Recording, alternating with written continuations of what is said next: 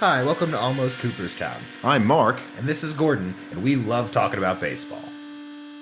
This is episode 3 of the off-season of Almost Cooperstown.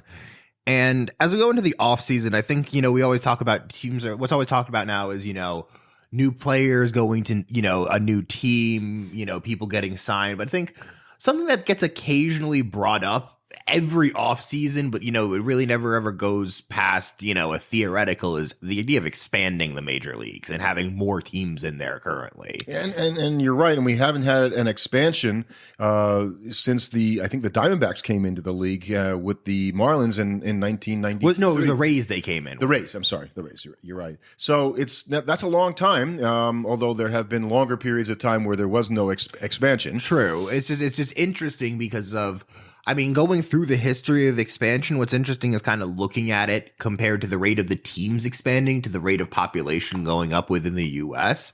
And that's even, also bringing up the fact that, during the early parts of baseball, just entire subsets of the population weren't allowed to be major leaguers. So that's going to have an impact too. So it's interesting looking at, where expansion has gone so far and, looking forward, whether or not we could expand more. I think there's room for it, and I'm sure baseball is thinking about that, and I think they've talked about even making it a world sport at some point. It's hard to see that because you'd have to have, I don't know how they do the travels and things of that nature. But baseball is a global sport at this point. If you wanted to do something like that, the easiest way would be to essentially create divisions for each region, right. And then the top teams from each division at the end of the year go play in some tournament.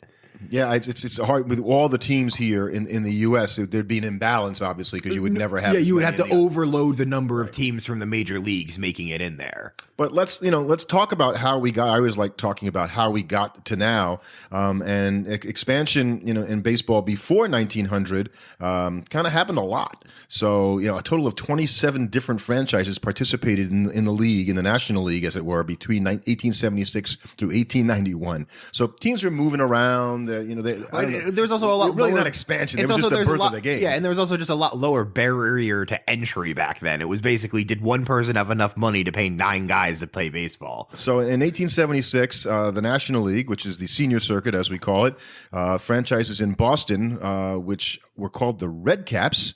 We know them today as the Braves, in Atlanta, actually, not the Red Sox. And Chicago was the Chicago Baseball Club. They won a world championship, I think, in 1876, and they are the precursor to the Cubs. So they're the only 2 teams that sort of have lasted, all the way through uninterrupted. But in 92, the National League expanded 1892. In 1892, they expanded, you're right, into 12 teams. So that was a big thing. They added 4 teams from other leagues, right? The American Association in this case. So there are lots of leagues that would pop up, as we talked about in our earlier episode 6. And the National League had already picked up 2 AA franchises in Brooklyn and Cincinnati.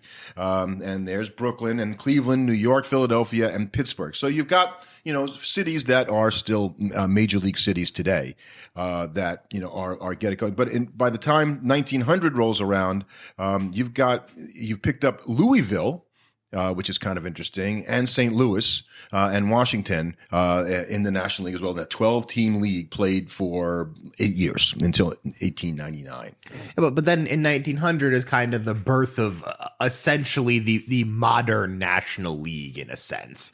And so that condensed it back down, interestingly enough, because you had those 12 teams that were competing prior to 1900, and they actually brought that down to 8. And it was just Brooklyn, Cincinnati, Philadelphia, Pittsburgh, New York, and St. Louis. And those are kind of considered the classic franchises of the National League. The New York Giants went to San Francisco, and the Dodgers went to L.A., and that was all between 1900 and 1961. For 61 years, they had the same, basically, 8 teams. Yeah, the only other move that took place at the time, besides the New York Giants going west and the Brooklyn Dodgers going west, were actually the Braves moving to Milwaukee. So they moved from Boston to Milwaukee, and then that would eventually become later the Atlanta Braves. Right. Now, what's also interesting during this time is, so you had 8 teams in the National League for this entire period, right? Yet the U.S. population grew from 76 million to 180 million. So the U.S. population almost doubled. More than doubled. More than doubled. Right. And you didn't have any more major leaguers. Right. So you would think the game should have improved. Pretty considerably in that time period, just because the number of players that were competing for the spots were just growing and growing. Now, of course, before 1947, didn't let anybody but white people play, in baseball. So that also lowered the ability for really good players to, come into the league. And finally, with Jackie Robinson, that happened. But there weren't a lot of foreign players in the major leagues either at that time. And today, those players make up 20% or more of the major leaguers. Yeah, and it's kind of interesting to think Foreign about players do. how many people are now competing for the, 800s? How many spots are in the major There were league? 888 players on rosters opening day 2019, and the U.S. population, as you may know today, is about 330 million. So Then you expanded that there's 20 different nationalities in there, but you're not competing against nearly as many people. But still, when you think about it, it's a lot of people for not that many spots. So, and as we know, in before 1958, when the Dodgers and the Giants left the New York area and went to the coast, the furthest west team, as we talked about in our road trip episode last time, was St. Louis. Right, so that was the Western team, and it's just amazing to me that it lasted that way for such a long time until 58 and 59, and then we look at the American League, which is the junior circuit, Which is, it makes it just sound so much like inferior in some. And National Leaguers love doing that kind of stuff, and it's such a stupid thing because that was 120 years ago that the American League was founded, and that was founded as an 8-team league. Baltimore, Boston, Chicago, Cleveland, Detroit, Milwaukee, Philadelphia, and Washington. And a lot of those teams still exist today, although not in the same form. The Baltimore team, for instance, became the New York Yankees eventually, believe it or not. And so you had like a couple really early moves of franchises. And that was something that kind of set it apart from the National League. Because like as early as 1902 or 1903, you started having Milwaukee and Baltimore move around. So that happened really early on, whereas that did not happen at all in the National League. No. Not only within the league, right? So owners would take their teams out of the league and play in another league. The Federal League was around in the early 1900s and then 10 to 14. It didn't last that long, but took a lot of the good players, and so that really disrupted things in terms of continuity for teams because you just have to shut your team down sometimes because you couldn't get players. And I mean, they didn't even stop losing teams throughout this time period, even in like the 50s, because didn't they lose a couple teams like during that time period too, essentially? Yes, I mean that teams that went out of business. Yeah. Well, not out of business. They moved. They didn't disband. They didn't. Okay. Right. So you had the Browns in St. Louis, and we know that they moved in the 50s to become the Orioles. I should say in the 60s. And Philadelphia. They were the A's, right? I mean, we talked about their world championships over the years, and they moved to Kansas City. It became the Royals. No, the Kansas City A's. Oh, the Kansas City A's. Not just for a couple of years, on their way to Oakland. Before they became the Oakland A's. Right. So that is a continuity franchise, but, it was still, one of the original ones that were still playing. So we didn't really have any expansion in the American League until 1961, right, with the Angels. We had a couple teams come in because it went from 8 to 10, right? Right. I'm sorry. Right. The Angels and the Washington Senators. And then the Washington Senators already were in the league, and they were renamed the Twins, right? Right. That's exactly what I was waiting. So like you had the Twins, but then you so you had the Minnesota Senators. And then you had the Minnesota Twins, and then you had the Washington Senators. I mean, there were no Minnesota Senators. They were just the Washington Senators that moved to Minnesota and became the Twins. Oh, okay. So the Twins were not an expansion team. They were that lowly Walter Johnson Washington Senators team. Oh, that's got to be weird. That'd be so weird for fans of the Washington Senators back then. Because, like, in the one hand, all of the players you were a fan of were now in Minnesota, but there was still a Washington Senator team playing right near you. It was there. It was the same team. Mm-hmm. It was the Griffith family that owned, the Senators back then, and they still owned it even when they went to Minnesota and started playing in Minneapolis. And then this is the time period where the A's finished their move from Philadelphia to Kansas City to Oakland, and they were finally in Oakland during this time period. Correct. Okay.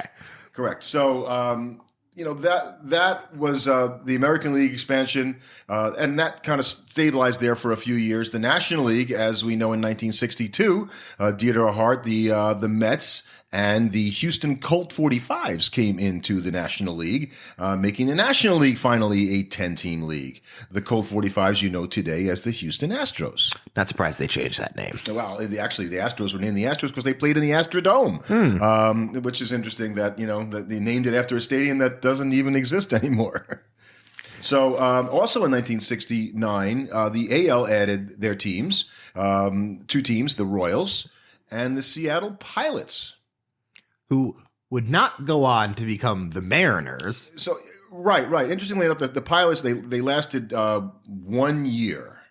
And basically, I don't know how you put a franchise in a city and you do so poorly that you only can hang out there 1 year before you move. And they moved to Milwaukee and became the Brewers. And then during this time period, the NL kept up. They kept adding teams too, right? Correct. So in 69, the National League added the Padres and the Montreal Expos. So that must have been a big deal for the Major League to add a team in Canada like that. It was. It's funny you say that. It was a big deal, and I went to the first game the Montreal Expos ever played. It was at Shea Stadium against the Mets, and the Mets lost 11-10 in the 10th inning. It was cold, I remember, and I was very disappointed that they didn't win because I was a little kid. Yeah. But yeah, and that was the first year of divisional play. So that's probably the biggest change that occurred in 69 when you add the Royals, the Pilots, the Mets. Because now you have 12 teams and you can't do just one division. The Expos and the Padres. Because it's too many teams to just do a pennant race. Right. And so before this, a second division team, I never understood this as a kid. They said, we were a second division team. And I never was, but there are no divisions. No, that just meant you finished in the bottom half of the league. So you would refer to your team, the Tigers, you had a bad year. We were a second division team, even though it was only the American League and the National League. They were just within the league, you were on the bottom half. And it meant something. Honestly, I actually kind of prefer divisional play to the strictly pennant chasing, like all teams in one league. Well, and to create rivalries, right? Those divisions had those teams playing each other more within their division than they would the entire league, and that remains today. You play 19 games in a 162 game season against your own division, I think, and then you split up the non-division games and then the interleague games. Yeah. But at least when you supposedly crown a division champion, that's what it meant in '69. Then you had a playoff. That would determine. So you had a better chance, hopefully, of getting the best team in the league by having that playoff. Whereas before, you won the pennant, you're in the World Series, it was over. Yep. So in '69, the shuffling of it, right? It was a little weird in '69 when they did expansion. The Expos were in the National League East with the Mets, Phillies. The Cubs and Cardinals, it's interesting that the Cardinals, which was formerly the furthest west team, is in the National League East. But that's because the West Division had the Dodgers, Giants, Braves, Reds, Astros, and Padres. Now, you're a geography major, I'm sure. I'm not, but wouldn't you think Cincinnati is further east than St. Louis? That's brutal on the Braves and the Reds, that they have to play in the West Division whole time. Right, and there's nobody around the Astros, right? Because you weren't playing interleague games in 1969. So, the Astros are basically, there's no close ones. At least the Mets and the Phillies, that's a pretty close. Chicago's not that bad. St. Louis is not too bad. The Pirates, Pittsburgh isn't bad. So those were reasonable. The Expos, distance-wise, isn't that bad. It's just going to be going international, They played in that freezing cold Jari Park up there before they built Olympic Stadium in 1969. So in the American League, it broke down to the Orioles, the Red Sox, makes sense. The Yankees, yup. The Indians, kind of weird. The Tigers, but that's kind of easty, right? Those are all relatively local. And the West had the Angels, the newly born Kansas City Royals, the White Sox, the Twinitors, the Twins, the Twinitors. I like that. The Twinitors. The Senators and the Twins. The Twinitors. I just made that up. And the Seattle Pilots as well. And by the way, the Milwaukee Brewers, didn't last very long. At that point, they moved to Texas and became the Rangers, which is where they are today. And then to keep up, they then added the Mariners in '77. Correct. So that's in the next round of expansion, because after 1969, there was no expansion until 1977, as you say. Which was just the Mariners. The National League didn't add any more teams at this time. Mariners and the Blue Jays. And the Blue Jays. Okay, they were... No, the Blue Jays didn't come in until much later. No. That was It was 1977. The Blue Jays came in 77? Yeah, okay. Yeah, absolutely. 100%. So in 93 is when you added the Rockies and the Marlins and the Rays. And No, Rays didn't come in 93. Yeah, they did. No. Were they before that? They were after that. No. Rays came in 98. 98? Rays came in 98 You're right. with the Diamondbacks. You're right. And the Blue Jays won the World Series in 93, so they definitely were not an expansion team. So definitely 1977 for the Jays. Okay, so that's when they got up to 10, but you still only had the two divisions in the 70s. It wasn't until 93 when you added the Marlins, the Rockies, did you go to the East, Central, and West? Because now you had two. When did you go? No, that didn't even happen yet. In 94, it was the year after. 94 was the okay. So wait, the 94 was the first year of having three divisions. Correct. Okay, and of course that turned out to be strike year. Huh. So we didn't even finish the season. The first year of divisional play. Correct. It was in 95 where they had the crazy, the first time with the playoffs and the Yankees in the three divisions, the East, Central, and West. So in 98, we added just two teams, as we said, the Devil Rays, as they were called at the time, and the Diamondbacks. And we traded one. Yeah. Because we had to move the Brewers from the American League to the National League. So the National League actually has two more teams in it than the American League, which I think is really interesting. Right. And so Milwaukee, always thought of as a National League team, became an American League team for a while, and now they're back in the National League. But that's just to avoid schedule issues, because if you had 15 teams in both divisions, both leagues, it would make things awkward. But it was odd because you had 5 teams in a couple of divisions and 6 in the other, so it was imbalanced. Yes. So, and then in 2005, the Expos decide to move to Washington, and they become the Nationals. So that's, was just simply a franchise relocating, and no other teams, moved around until they realigned in 2013. Right, and that's when they moved the Astros back to the American League, because now because of interleague play, they can balance the schedule, and having those teams in both divisions, and having an odd number of team in both divisions. And they had added the second wild card team in 2012, which made a big difference. I think adding that wild card when you have more teams makes sense to me. It really helped avoid that situation where, like, you had one division where there were 3 fantastic teams, and like one of them that wasn't going to make the playoffs, even though had they been in like any other division, they would have made the playoffs. Right. So, today, we know that we've got a very sort of balanced look if you look at all the divisions. Although you still have some anomalies here. You have, Houston is in the AL West. Okay, Houston's like right in the middle of the country, but there's no other. You got to put somebody there because there's no other Western team. They're the most West team that's left available. Is Kansas City west of Houston? It's probably about the same. So it's not far enough. And the same thing happens. You have the Pittsburgh Pirates in the. And the Reds in the Central Division. Okay, I guess that's all right. The National League is sort of in better alignment geographically than the American League is. I definitely agreed in that. Like the worst journey if you're an NL East team in division is probably to Florida, because that's like the furthest team from everybody. Probably right. In the NL Central, it's none of them are too bad. You're all right there in the middle of the country. Right. NL West. None of them are too bad. The furthest you're probably going is either to Colorado or to Arizona, because everybody else is in California. So when they talk about, expansion, right? And so the question would be, there are, let's say 880 or 900 players on rosters. And if we expand and add teams, and there's lots of cities over the years that have talked about, Portland, Oregon has talked about getting a team, Sacramento in California. I don't know why Vegas doesn't look for a team. They got enough people in Vegas to support now 2 professional sports franchises. Because playing outside in Vegas.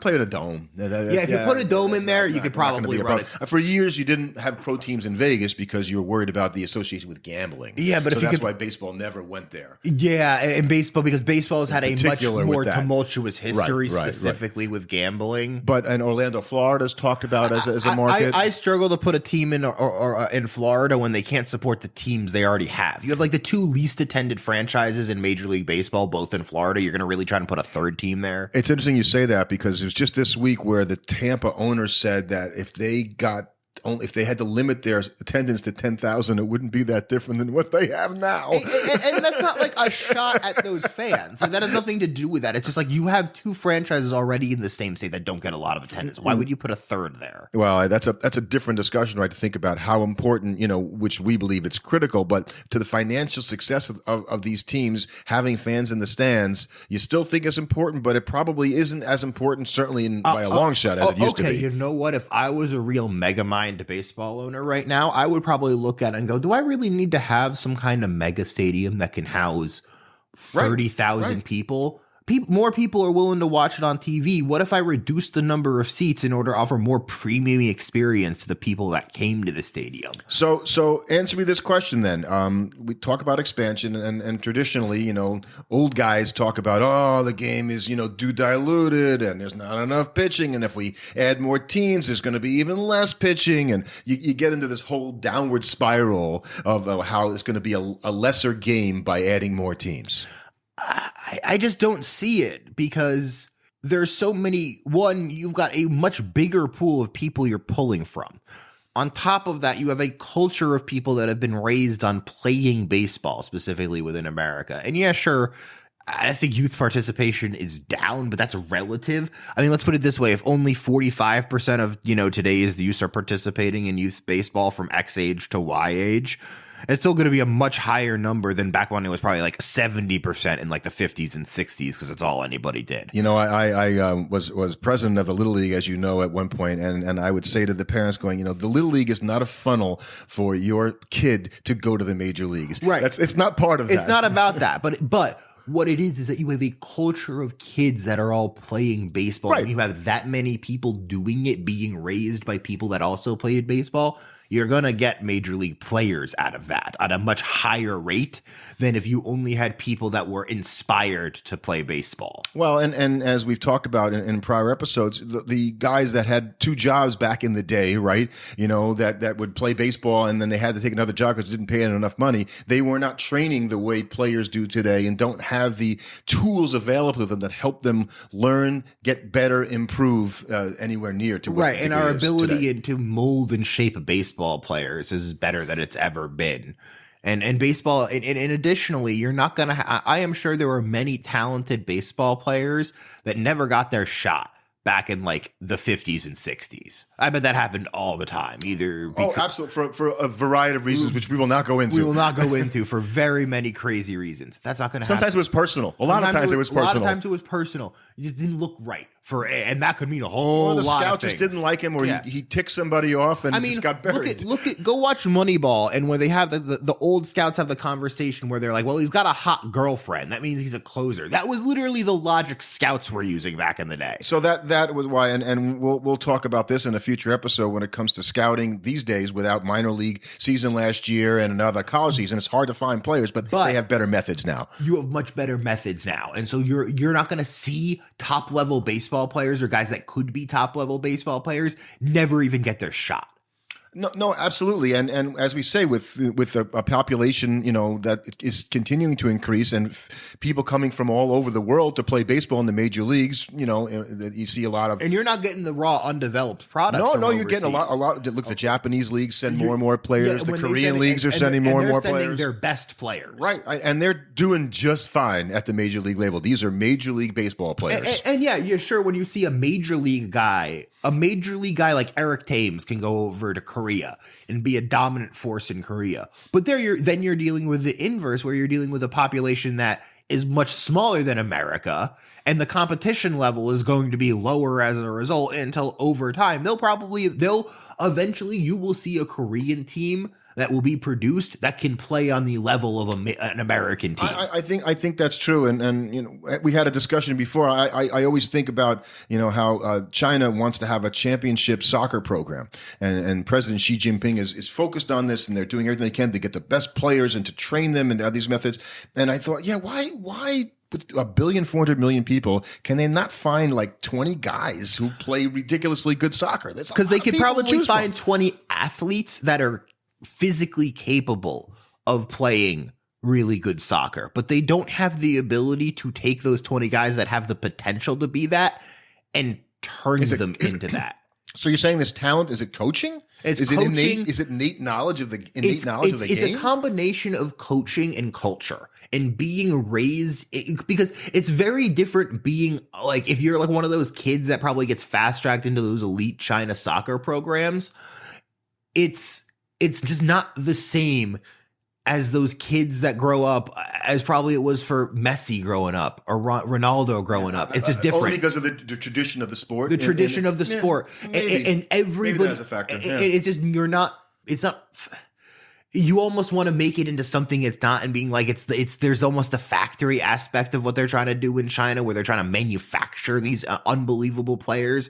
And they're all Chinese, by the way. You know, and that's also part of it. You don't have paper players. And of the 882 players that played on opening day in 19, 251 of them were foreign born. Mm-hmm. So that's a pretty big percentage. That's not quite a third, but that's a big percentage of the people. So there's nobody playing, you know, in a lot of these other countries. That's the Chinese soccer program. There's no Koreans playing on that or anybody else. But when you think about it, you have a Chinese guy that's never been a world champion trying to teach a Chinese guy who's not a world champion how to be a world champion. It just eventually it's just hard. Has to happen though. It eventually will happen. Coaching will get better. The coaching will get better. They got a bigger pool to choose from. And they got the biggest pool to choose from. Eventually they'll get there. It's just how long will it take to get there?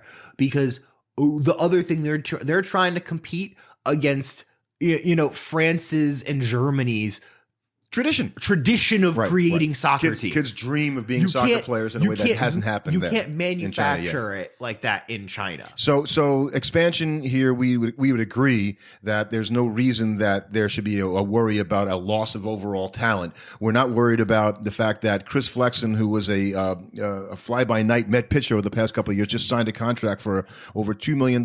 He couldn't make the rotation for the Mets, but somebody felt that he was good enough. And if you had two more teams in the league, he could be a number 3 starter on a team like that. I think also you look at this. I mean, nothing against Chris Flexen, by the way. I'm just saying. How many kids in the minor league systems right now could compete at the major league level?